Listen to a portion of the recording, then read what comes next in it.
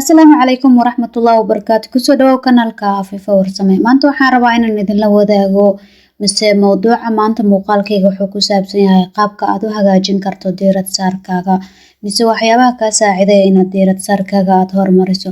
Waxa ugu muhiimsan taasoo kaa caawin kara inaad wax si qoto dheer aad u fahanto mise inaad shaqo si dhammaystiran aad u qabato mise sidii la rabo aad u qabato waa heerka diirad saarkaaga. oo macnaha marka heerka diirad saarkaaga uu sareeyo waxaad awood u yeelanaysaa in shaqo si fudud aad u dhamayso mise howlo badan aad waqti gaaban aad ku qabato mise in wax gooni ah aad si qoto dheer aad u fahanto. Marka haddii awoodaadu diirad saarka ay wanaagsan tahay waxyaabo badan waad samayn kartaa, natiijooyin badan ayaad gaari kartaa, waxyaabo badan ayaad xaqiijin kartaa, gaarid badan ayaad lahaa kartaa. Waa laga yaabaa in muuqaalkan aad daawashadiisa aad ka caajisto, laakiin waxaan ku sheegaa inuu yahay mid ka mid ah kuwa ugu wanaagsan mise kuwa ugu waxtarka badan. Marka isku day bal inaad muuqaalkan aad daawato si aad wax uga faa'iido diirad saarkaagana aad u hagaajiso. Waxaa jiro laba diirad saara jiro oo markaad qofku bilaadanka rabo inuu wax diirad saaro laba qaab oo u diirad saari karaa. Diirad saarka koowaad waxaa la yiraahdaa diirad saarka kala qaybsan mise diirad saarka kala firdhisan. Markaan diirad saarka kala firdhisan waa markaad isku daydo inaad howlo badan hal mar aad wada qabato oo diiradaada mise attention-kaaga ayaad waxaad u kala qaybinaysaa waxyaabo badan. Tusaale ahaan waxaad rabtaa inaad guriga nadiifiso mise waxaad rabtaa inaad wax uun qabato, haddana qof ayaad la hadlaysaa, taleefanka ayaad ku hadlaysaa. Marka aad rabto inaad howlo badan hal mar wada qabato diirad saarkaaga waa kala qaybsan yahay, waa uuna kala firdhisan yahay. Arrintaana maskaxdaada cadaadis badan ayay ku sameynaysaa. Maskaxdaadana waxay ku kallifaysaa inay tabar badan mise energy badan inay lumiso. Sababtoo waxaad tusaale u soo qaadataa markaad guriga hagaajinayso mise aad taleefanka ku hadlayso isla markaas. Waxaad rabtaa inaad si wanaagsan wax u hagaajiso, haddana waxaad rabtaa qofka inaad taleefanka kula hadasho oo aad qofkan aad ixtiraam u muujiso oo aad dhageysato. Sidaas darteed maskaxdaadu hadba bedelid ayay ku sameynay diiradaada oo fiiradaada ayaa hadba dhinac aadayso. Arrintaas waxay maskaxdaada ku noqonaysaa cadaadis badan, waxaana halkaas kaaga dhumaya tamar saa'id u badan. Waa wax qof walba sameeyo. Inta badan anigu xitaa marka aan rabo inaan wax qoro waan sameeyaa, wax qoray haddana taleefanka iskaga hadla. Markaas waa mar aan isleeyahay waxaan aan qoraayo degdeg badan iguma jiro mise waxaan aan qoraayo intaan taleefankaas ku hadlayo waa dhamayn karaa. Sidoo kale aan usoo galna bal qaybta kale ee diirad saarku leeyahay. Diirad saarkan waxaa la yiraahdaa diirad saarka tooska ah. Waa marka diirad saarkaaga oo dhan aad iskugu geynayso hal meel aad iskugu geynayso oo aad iska indhatirayso waxyaabaha kale, wax kastoo ku carqaladeynayo mise waxa kale oo dhan aad iska indhatirayso hal shaqo ayaa diiradan aad saaraysaa. Isla markaan oo kale waan sameeyaa markaan isleeyahay waxaan dhaqsi dhameeyay mise markaan isleeyahay waxyaabo badan maanta qabo.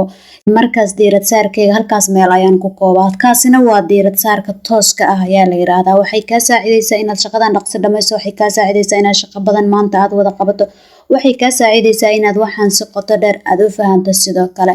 Marka midda ugu muhiimsan diirad saarka muhiimka ah ma ahan diirad saarka kala qaybsan mise diirad saarka kala firdhisan oo shaqooyinka badan markaad wada qabanayso fiiradaada aad kala qaybinayso. Kaas ma ahan midka la rabo.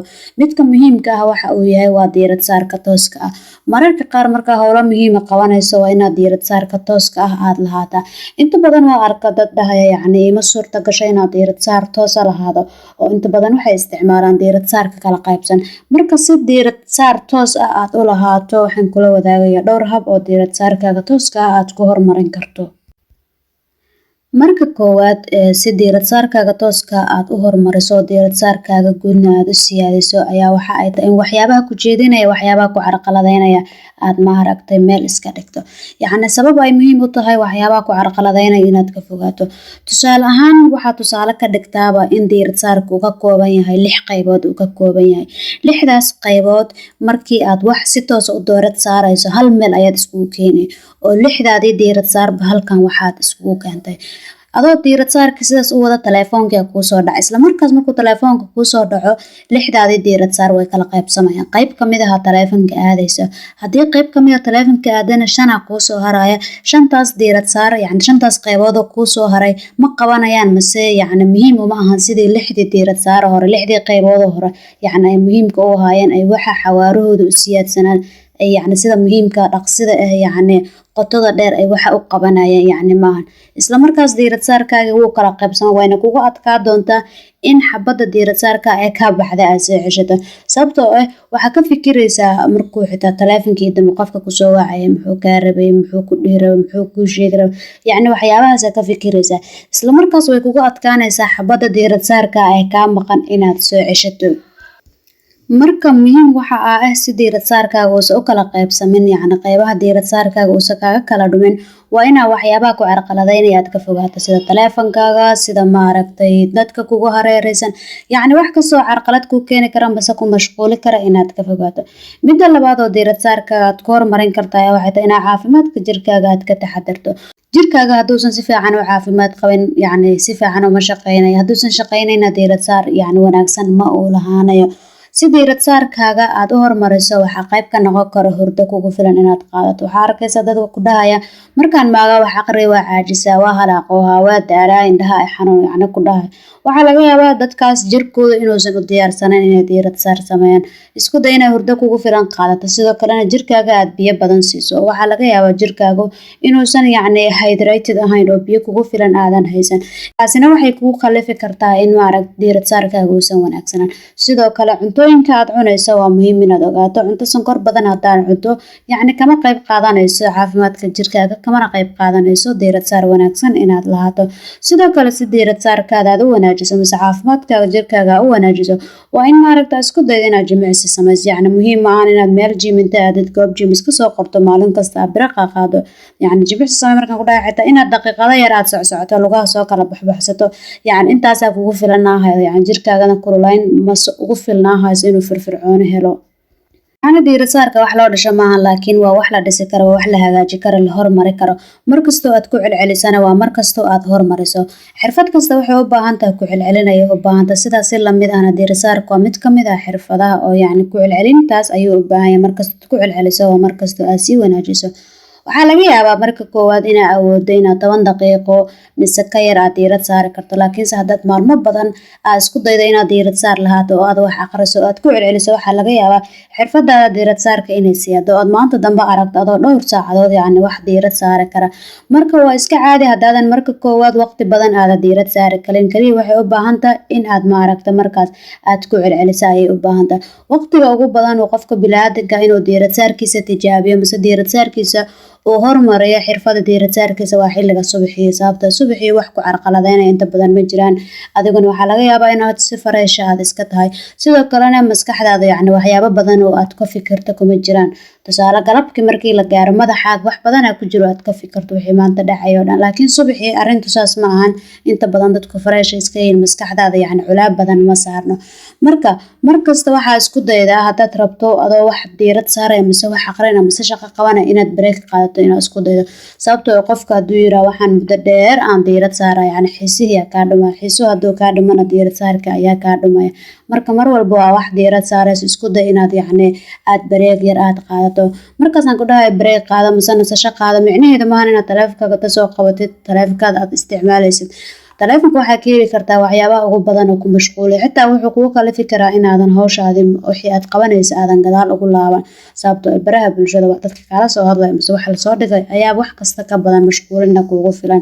Sidoo kale marka diirad saarkaaga aad hagaajinaysid waa isticmaali kartaa habka la yiraahdo Pomodoro Techniques. Pomodoro Techniques runtii waa yacni hab aan muddo dheer aan isticmaalay saaidna yacni ani wax badan aan uga faa'iiday. Yacni habkaani waa in tusaale isku dayda 25 daqiiqo inaad wax diirad haddana 5 daqiiqo bareega aad qaadato, haddana 25 daqiiqo aad diirad saarto. Macnaha 25 daqiiqo kaliya ma 50 daqiiqo wax diirad saar, 5 daqiiqo bareeg qaado, 50 daqiiqo wax diirad saar, 5 daqiiqo bareeg qaado. Yacni nidaamkaas inaad ku wado. Yacni nidaamkan saaid ayuu muhiim u yahay. Xitaa Google haddaa ka raadso Pomodoro Techniques waxaad ka heli kartaa yacni ayadoo timer oo aad ka helaysa oo uu ku dhahayo hadba waa xilligii diirad saarka. Markaasna waxay ku xiran tahay waqtiga adigu aad ku xirato 50 daqiiqo, 10 daqiiqo, 25 daqiiqo, 30 daqiiqo. kadib wuu kusoo xasuusinaya wuxuu ku leeyahay xilliga diirad saar markaa waqtigaas 50 daqiiqo dhamaad wuxuu ku leeyahay waa waqtiga bareega haddana waqti bareega ha qaaday haddana wuxuu ku leeyahay waqtiga diirad saarka yani saasaad ku wadi kartaa marka isku soo wada duube diirad saarkaaga waad hagaajin kartaa haddaad hurdo fiican qaadato, haddaad waxyaabaha ku carqaladaynaya aad ka fogaato. Xirfadaada diirad saarkana waa wanaajin kartaa haddaad mar walba isku daydo inaad break qaadato, haddaad Pomodoro techniques isticmaalayso iyo waxyaabihii aan soo sheegnay oo dhan haddaad samaynayso xirfadaada diirad saarka waa horumari kartaa. Muuqaalkayga maanta intaas ku saabsanaa, waad ku mahadsan tahay joogida kanaalka Afifa Warsamo. Haddaad muuqaalkan ka heshay asxaabtaada la sii wadaag, sidoo kalena haddaad kanaalka Afifa Warsamo aad ku cusub tahay inaad nagu soo biirto ha ka shakinin, waa meel lagaa jeclaan doono. Waana ku mahadsantihiin dhammaantiin daawashada muuqaalka mar kale. Asalaamu calaykum waraxmatullaahi wabarakaatuh.